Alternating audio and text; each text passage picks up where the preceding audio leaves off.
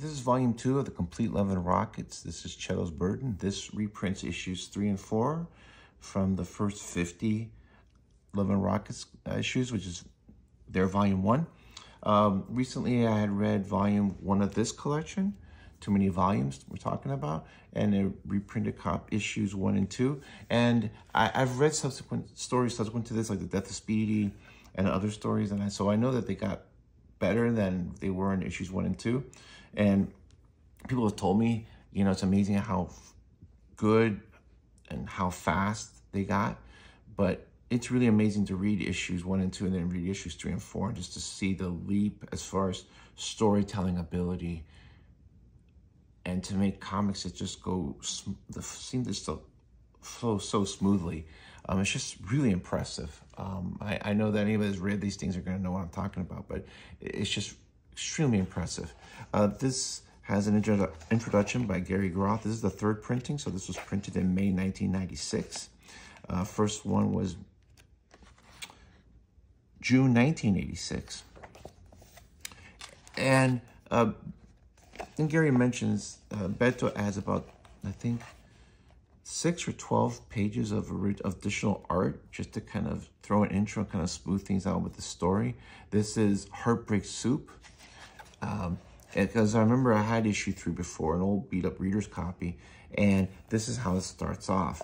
And I just love this art, this introduction, because first you just have the back of this woman and this name going down, and then you have this guy in the ground, but the eye level, it's at his eye level, which means you're on the ground with him, which is really kind of like a really cool angle instead of just from above. This is her high heel, and then he's like saying, "Oh, I love you so much," and she's kind of looking at him, not with anger or any kind of maybe a little contempt, but almost kind of like she's amused in a weird way. Just a really complex facial expression. And then this is from like her viewpoint, where she like lifts his head up and then she just punches him, and you just see his feet go back. And then here you just see the curve of a small waist and her hips, and then you just see, you know, the sound effects of crunch, bam, crash, pow, but then you just see the silhouette of her holding this chair. It's really interesting. And I don't know if he lifted this off from like Miller's Daredevil, but this and this looks like something that would have been in Sin City, but Sin City didn't come out till like 9-10 years after this book did. So I'm kind of wondering, like, who lifted from who?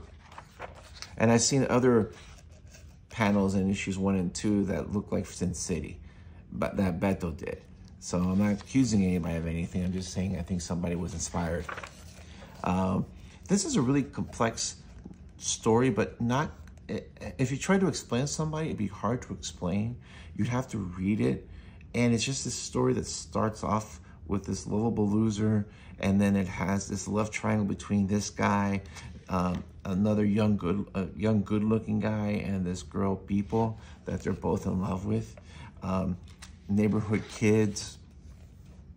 Then there's also a woman whose job it is to give baths to people, and at the same time she has a new competitor, which is Luba. Luba is one of the mainstays of the Love and Rockets series, and themes of loneliness, heartache, love.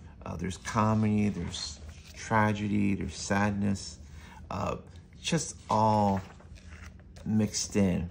It's just a really fascinating, long, involved story that just takes all these twists and turns, but it makes sense, and it's a nice, great story, and it's just a really wonderful story to introduce you to Palomar, which is the fictional country that Beto creates for Love and Rockets, and where his stories are set in, and so many different characters.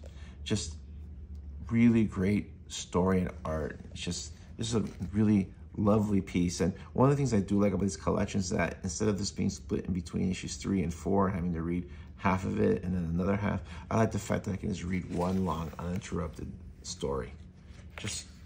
I enjoy this a lot. I remember reading some of these stories in issues 3. This is Maggie versus Maniac. This is where Maggie talks about being a superhero's sidekick for like a short adventure. And one thing that I really love about Jaime is that besides the fact that he can write women well, is that he has, the women all look different just from their face. And it doesn't matter what angle they're in, it just, or what perspective, you can always tell who the characters are. There's a lot of artists. Like I remember one time reading a critique about John Byrne. It's true that John Byrne had like 3 or 4 female faces, and every female was just a variation. All you had to do was like just change the hairstyle and the superhero outfit, and then that was them.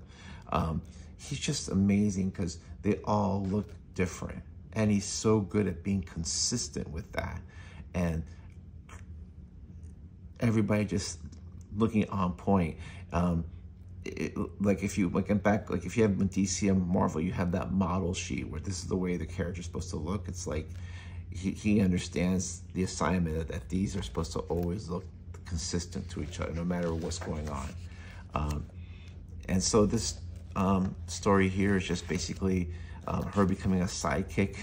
And what's funny is that this reminds me of the story, and I think I mentioned before, but Jaime told the story in the cartoonist kayfabe interview he did like in 2020 or 2021, where he said that early on in his career, he was approached by Frank Miller to join Marvel, and Jaime was like, well, why would I want to draw somebody else's characters? Like, no, thank you. And I can see why they would want to poach him, because you can just tell here that he can draw the superheroes well.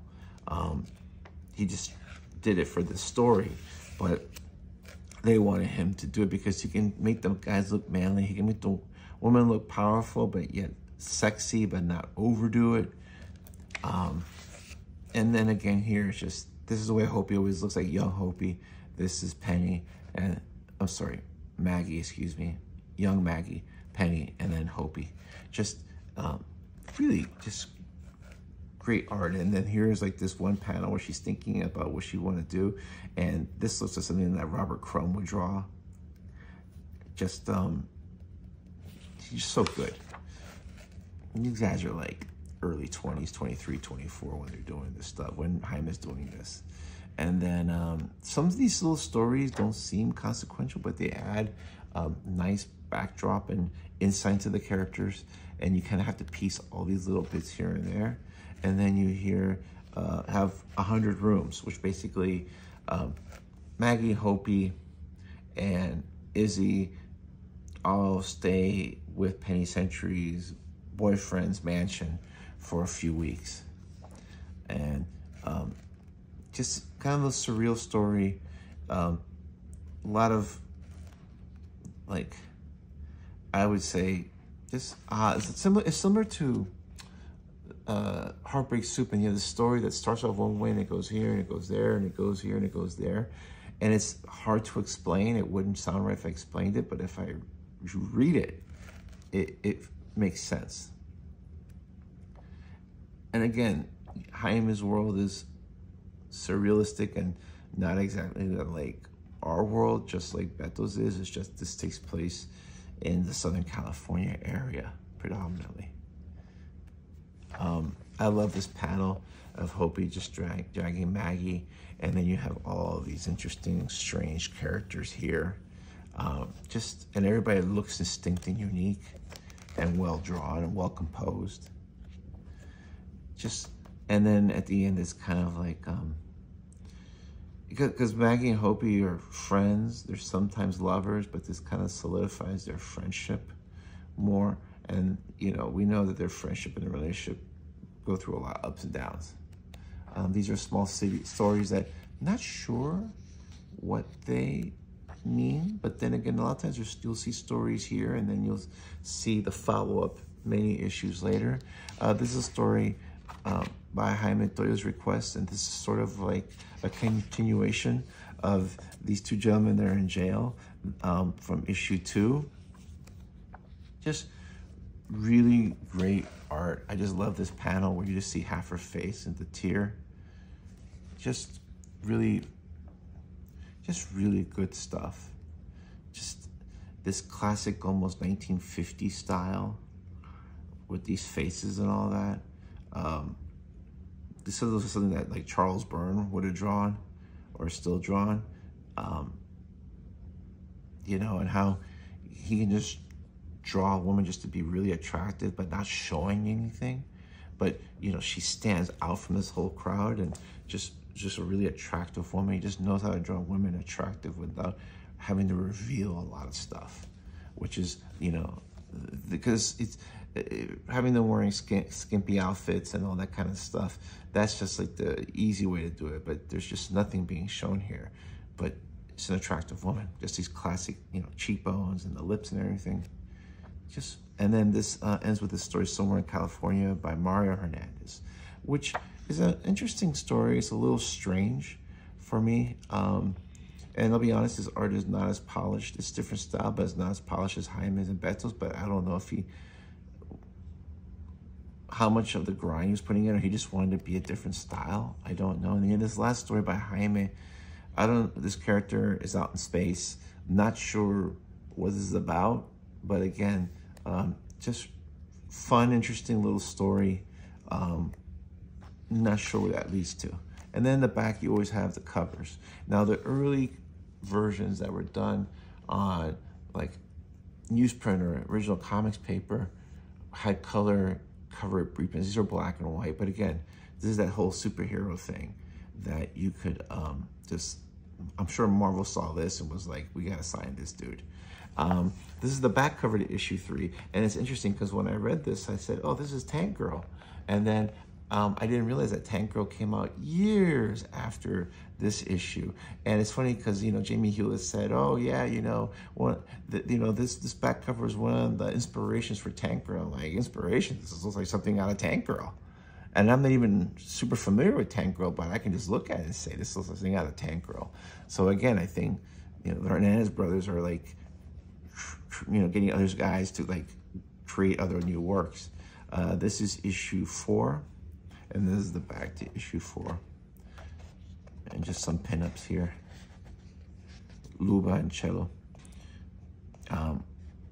Just really solid work. Like I said, it's hard to describe what's going on with these books because I would need like an hour to explain it and probably snooze 10 minutes into it because it doesn't translate well, but as a comic, it's really good. But again, this is just phenomenal, great comics. I know these guys get better, but at this point in time, they could have just probably stopped improving and it would have just been great. But these guys are just, and it's interesting because they both tell different types of stories. There's similar themes and approaches. But with these two guys, it's almost like they're both badasses, you know? And it's like this issue, you gotta wonder like who is the bigger badass and how do they prove it? Jaime does a lot more story, a lot more dialogue, a lot more panels. It's not blocky like the first 2 issues were. And then Beto tells this long story and it seems just this flow in this nice certain way. You can't, to me, it's like a matter of taste. You can't say one is better than the other at this point. And that's it. I'm looking forward to reading volume 3, which will covers issues 5 and 6, and learning more about this universe. Thanks.